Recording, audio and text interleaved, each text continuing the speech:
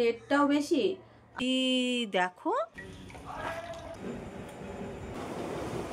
আজকে সকালবেলা ঘুম থেকে উঠেই বাসি নাইটটা চেঞ্জ করে একদিকে বসিয়ে দিয়েছি 3টে ডিম সেদ্ধ 3 জনের জন্য, আর একদিকে বসিয়েছি আদা চা। আজকে অনেক করে আদা দিয়ে চা করছি, ঝাল ঝাল আদা চা খাবো। আদার যে স্মেলটা আছে না, ওই স্মেলটাতেই হাফ পেট যেন ভরে যায় চা খাওয়ার আগেই, জানো তো। হ্যালো এভরিওয়ান, গুড মর্নিং বন্ধুরা, সবাই কেমন আছো? আশা করছি সবাই খুব ভালো আছো, সুস্থ আছো। আমার নিউ ব্লগে তোমাদের সবাইকে ওয়েলকাম জানাচ্ছি। এখন ঘড়িতে সময় হচ্ছে সকাল 9:20। ঘুম থেকে উঠেছি 8:30টার সময়। ঘুম থেকে উঠে বাসি নাইটিটা চেঞ্জ করে দেখলেই তো ডিম সেদ্ধ আর চা বানিয়েছি, আর কোনো কিছুই করিনি। বর সকালে উঠেছে, সকালে উঠে বাসন মেজেছে, ঘর ঝাড় দিয়েছে, দিয়ে বাজার করে দিয়ে ও চলে গেছে কাজে। এবারে আমার কাজ রয়েছে রান্নাটা করা, রান্নাটা করে স্নান করবো, আর কোনো কাজই করব না। আজ বাড়িতে এসেছি 2 দিন হয়ে গেছে, কিন্তু কোনো কিছুই তোমাদের সাথে শেয়ার করা হয়নি। ভাবলাম আর কতই বা বসে থাকবো, শুয়ে বসে থেকে থেকে হাত পা মনে হচ্ছে প্রচণ্ড পরিমাণে ব্যথা, কিন্তু কিছু করণীয় নেই। শুয়ে থাকলে আমি ভালো থাকবো, হাঁটাচলা করলেই সেই প্রবলেম হয়ে যাবে, তো ওই জন্য আর কি শুয়ে বসেই কাটছে। বাড়ি এসেছি পরশুদিন ওই 10:30 11টা এসেছি, সেগুলো আর তোমাদের সাথে শেয়ার করা হয়নি। আসার পর থেকেই বর টুকটাক করে কাজবাজগুলো সারছে, মানে এসে থেকে আমি কোনো কাজই করিনি বলতে পারো। শুধুমাত্র জাস্ট কালকে রান্না করেছিলাম, আর আজকে চা আর ওই যে ডিম সেদ্ধ করেছি। এখন রান্নাটা করব। বর পরশুদিন এসেই কতগুলো কেচেছে, কাঁচা বলতে মেশিনে দিয়েছে। আর এই যে বিছানা চাদর টাদর সব ছিল, এই কাজগুলো কালকে মেয়ে করেছে। কালকে ওকে আর স্কুলে যেতে দিইনি, এই সমস্ত কিছু করেছে, কিন্তু ঘরটার গোছানো হয়নি, ঝাড়টার দেওয়া হয়নি সেইভাবে। এবার ছেলেরা আর কত পারবে বলো, ওই কোনো রকমে ঘরটারগুলো ঝাড় দিয়েছে, কোনো রকমে মুছেছে। মেয়েদের মতো কি আর গুছিয়ে করতে পারে, তবুও করছে, এটাই অনেক, তাই না? একবার কাজে যায়, আবার বাড়ি এসে এই সমস্ত কিছু করতে হয়, রান্নাটাও করতে হয়। যেদিন এলাম সেদিন 2বার রান্নাও করেছে, কেননা অনেকটা রাস্তা জার্নি করে এসেছিলাম, উঠতেই পারছিলাম না। রান্নাটাও করেছে। তবে এখন শুয়ে থেকে থেকে মানে জাস্ট ওই রান্নাটা কোনো রকমে আমি করি, আর কিছুই করি না। বাকি কাজগুলো বরই করে, তবে ঘরটা ছিটিয়ে পড়ে আছে, ওই দেখো ওইভাবে রয়েছে, ওইগুলো কাঁচা হয়েছে, তবে ভাঁজ করা হয়নি। একভাবে তো দাঁড়িয়ে থাকতে পারছি না, মানে 10-15 মিনিট দাঁড়িয়ে থাকলে না প্রচণ্ড ব্যথা করছে, দাঁড়িয়ে থাকতে পারছি না। একটু শুচ্ছি, একটু করছি, এইভাবেই রান্নাটা আর কি কমপ্লিট হচ্ছে। তো যাই হোক, মেয়েকে এখন চা গরম করে দেবো, আর ডিম সেদ্ধ আছে, মা মেয়েতে ডিম সেদ্ধ খাবো, খেয়ে তারপরে 2টো ভাত বসিয়ে দেবো, রান্না বান্না করে তারপরে স্নান করব। স্নানও সেই মুরগি চান হচ্ছে, সেই মতো আর স্নান হচ্ছে না। যে একটু ভালো করে স্নান টান করবো, নিচু হতে পারছি না, তো নিচু হলেই শুরু হয়ে যাচ্ছে। আর বাবার বাড়িতে ছিলাম 18 দিনের মাথায় আমি বাড়ি এলাম, ফুল রেস্ট ছিলাম, তো কিছু মনে হতো না। স্নানটাও করতাম গরম জলে, আর এখানে গরম জল করে আবার কে টেনে নিয়ে যাবে, ঠান্ডা জলেই স্নান করে নিচ্ছি। বাবার বাড়ির সুখ হলে কি আর এখানে সুখ হবে বলো? কে করবে এখানে? নিজের সংসারে নিজেকেই করতে হবে। আর বাবার বাড়ি গেলে বাবার বাড়ি গেলে বলবে মেয়েটার কষ্ট হচ্ছে না, আমি করে দিই। একটা বছর যদি না মেনে চলি, এবার চেষ্টা করতে ক্ষতি কি, চেষ্টা করে দেখি। জানি বলেছে ডাক্তার এই রোগ ভালো হওয়ার নয়, তবুও চেষ্টা চালিয়ে যাই, যদি কিছুদিন আয়ু থাকে, এই আর কি। তো এটা হচ্ছে ব্যাপার। চলো আর বক বক করবো না, যেহেতু অনেক কটা দিন সেইভাবে ব্লগ দিতেই পারি না, তো ভাবলাম যে না, আজকে একটুখানি ব্লগ শেয়ার করা যাক, আমার মনটাও ভালো লাগবে।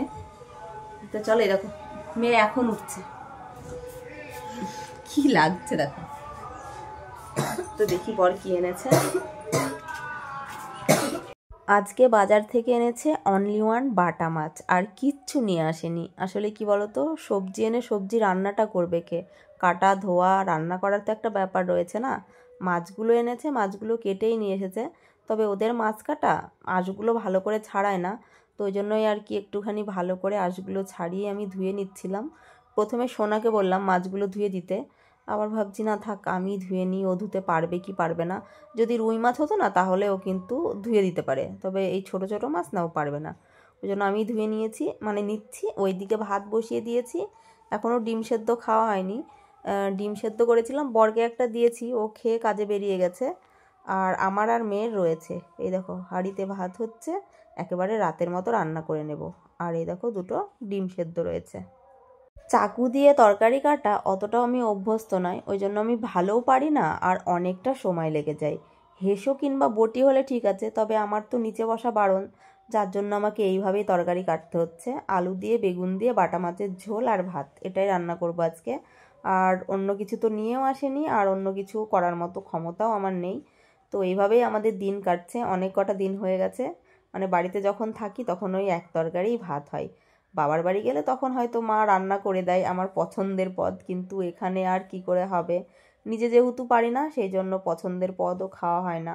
আর বড় বাজার থেকে নিয়ে আসে না, বলবে নিয়ে আসার পরে তুমি রান্না করবে কি করে, রান্না বান্না করার পরে আর তো উঠতে পারবে না, ওই জন্য আর কি নিয়েও আনে না, করাও হয় না। তো যাই হোক, চলো রান্নাটা কমপ্লিট করি। মাছগুলো ভেজে তুলে নিয়েছি, মাছের তেলে আলুগুলো ছেড়ে দিয়েছি, এগুলো লাল লাল করে ভেজে নেব। আর সাথে 4টে বড়িও নিয়েছি, যদিও বড়ি খাই না ব্যথা বাড়বে বলে, তবে মার কাছ থেকে এবার আমি 20টা মতো বড়ি নিয়ে এসেছি। বলেছি সময় অসময় যদি খেতে ইচ্ছা করে, আর আমার মেয়ে মানে খায়, 2-1টা খায়, ওই জন্যই আর কি নিয়ে এসেছি। তাই মাছ দিয়ে আলু দিয়ে বেগুন দিয়ে বড়ি দিয়ে ঝোল। আর বেগুনগুলো হচ্ছে আমার বোনের বাড়ির বেগুন, এত ভালো বেগুন কি বলবো, দারুণ লাগে খেতে। আমি রান্না করছিলাম আর আমার মেয়ে দেখো গুছিয়ে রেখেছে এইভাবে, সব কিছু ছড়িয়ে ছিটিয়ে ছিল না, ও কি আর গোছাতে পারে বলো, তবুও দেখো এভাবে রেখেছে। এটাই অনেক, থাক, যখন পারবো তখন আলমারিতে তুলবো, তা না হলে ওইভাবেই থাকবে। আর এই বাসনগুলো সেই কালকে আমি মেজেছিলাম সন্ধ্যাবেলায়, তো বাইরে আর রাখা হয়নি, ঘরেই তুলে রেখে দিয়েছে। এই দেখো এই ঘরটাও এইভাবেই গুছিয়ে রেখেছে, এই যে সব কিছু ছড়িয়ে ছিটিয়ে আছে, একটু একটু করে গোছাতে হবে। তবে এখন রান্না বান্না করেছি তো এখন আর পারছি না, এখন একটু শুয়ে থাকবো, আবার একটু পরে স্নান করব। এখন 12টা 5 বাজে, দেখি মেয়ে বাইরে কি করছে, মানে রান্না করে দুটো খেয়ে আমি শুয়ে পড়েছিলাম, এখন আবার উঠলাম, মানে দেখছি ও মানে ঝাড় দিচ্ছে, মানে শুনতে পাচ্ছি আওয়াজটা, ঘর তো বন্ধ করে রেখেছে। এই দেখো গেটটা লাগিয়ে রেখেছে, দাঁড়াও খুলি।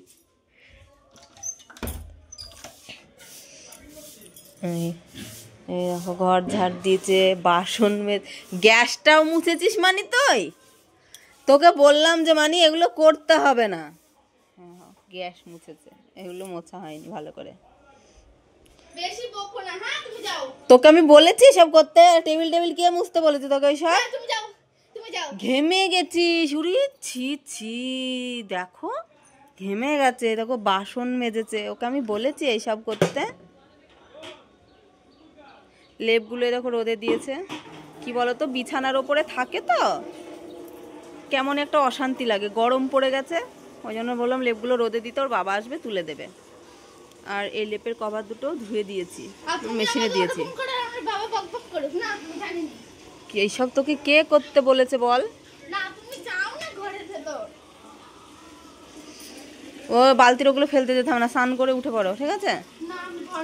এটা কেমন জীবন বলো, বর কাজের থেকে বাড়ি এলো দুটো ভাত খাওয়ার জন্য, তাও ভাতটা আবার নিজেকে তুলে নিয়ে খেতে হয়, তুলে দেওয়ার মতো ক্ষমতা নেই, এমন একটা পরিস্থিতি। ও খেয়ে চলে যাবে আবার কাজে। এখন বৈকাল 4:20 বাজে, বর কাজের থেকে বাড়ি এলো, এসে স্নান টান করে আমাকে দুটো ভাত বেড়ে দিল। আমি স্নান করে সেই শুয়েছি, উঠে যে দুটো খাবো এত ব্যথা কি বলবো, উঠে বসতে পারছিলাম না, আর খিদেও পেয়েছে, তো ওই জন্যই আর কি বর দুটো ভাত বেড়ে দিল, খেয়ে নি দুটো, খিদে পেলে কি আর থাকা যায় বলো। এখন বৈকাল 5:10 বাজে, এই দেখো একটু রেডি হয়েছি, এখন যাচ্ছি একটুখানি ফিজিওথেরাপি করতে, ফিজিওথেরাপি করে আসি। পরশুদিন করেছিলাম এসে, কালকে আর করা হয়নি, কালকে যাইনি, তবে আজকে যেতেই হবে, আজকে না গেলে হবে না। প্রত্যেক দিন ফিজিওথেরাপি করা দরকার, সেখানে একদিন পর একদিন করছি। এখানে কি বলতো রেটটাও বেশি, আবার ফিজিওথেরাপিও সেইভাবে ভালো করছে না, কিন্তু আমাদের ওখানে অল্প পয়সায় বেশ ভালো ফিজিওথেরাপি করেছিল, তো এখানে আবার এমন করছে কেন কি জানি, পয়সা বেশি নিচ্ছে অথচ ফিজিওথেরাপি ভালো না। তবে আজকে অন্য একটা জায়গায় যাচ্ছি, পরশুদিন যেখানে গেছিলাম সেখানে নয়, আজকে একটা মেয়ের কাছে যাচ্ছি, তো ও নাকি ফিজিওথেরাপি করে, তো দেখি আজকে সে কেমন করে, কি আর করা যাবে দেখা যাক, এখানে তো থাকতেই হবে, ফিজিওথেরাপি করতে হবে, সবসময় তো আর বাবার বাড়ি গিয়ে থাকতে পারছি না, ওখানে ফিজিওথেরাপি করতে পারছি না, গরমও লাগছে সেই গরম। তো চলো যাই ফিজিওথেরাপিটা করে আসি। ফিজিওথেরাপি করে বাড়ি চলে এসেছি, প্রায় আধা ঘন্টা হয়ে গেছে।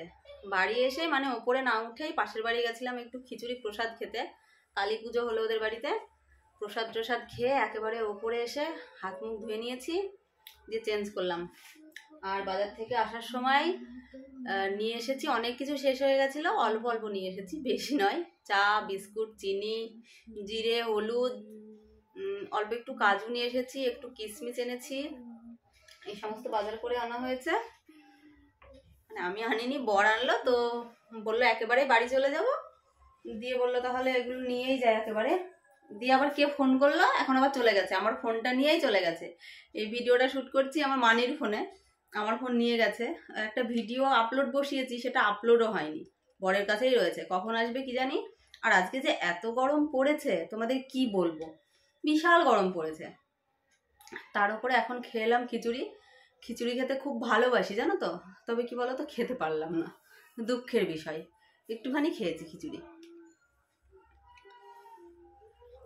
রাতের খাওয়া দাওয়া হয়ে গেছে।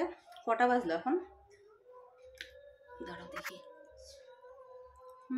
8:30 বেজে গেছে। ভাত রয়েছে, মাছ রয়েছে। বর তো খিচুড়ি খায় না, ও অল্প একটু প্রসাদ তাই মুখে দিয়েছে, ওকে বলবো ভাতটুকু খেয়ে নিতে, ও খেয়েও ভাত থেকে যাবে।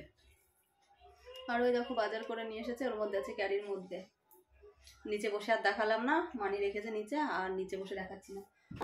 আর একটু প্রসাদ চেয়ে আনলাম, যখন ঠাকুর বিসর্জন হয় তখন আর নিচে যাইনি, এমনিতেই সিঁড়ি দিয়ে ওঠানামা করি না বললেই চলে, কোনো রকমে একবার নামি ফিজিওথেরাপি করার জন্য যাই নিচে, তাছাড়া নিচে যাই না। তো এই তো হচ্ছে ব্যাপার।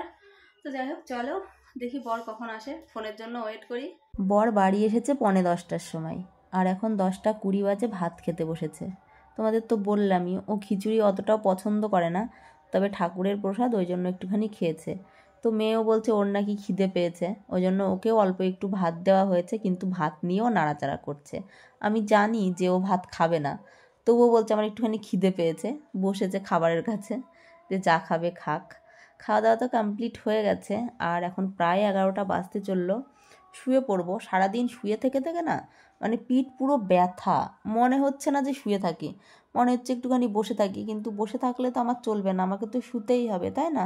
রাতের বেলা আমার বরের ডিউটি হচ্ছে ভাত বেড়ে সবাইকে দেওয়া, তারপরে বাসনগুলো নামিয়ে রাখা, আর মেয়ের ডিউটি হচ্ছে ঘরটা মোছা। যাই হোক, আজকের ব্লগটি তোমাদের কেমন লাগলো জানিও। আজকের মতো টাটা, গুড নাইট সবাইকে।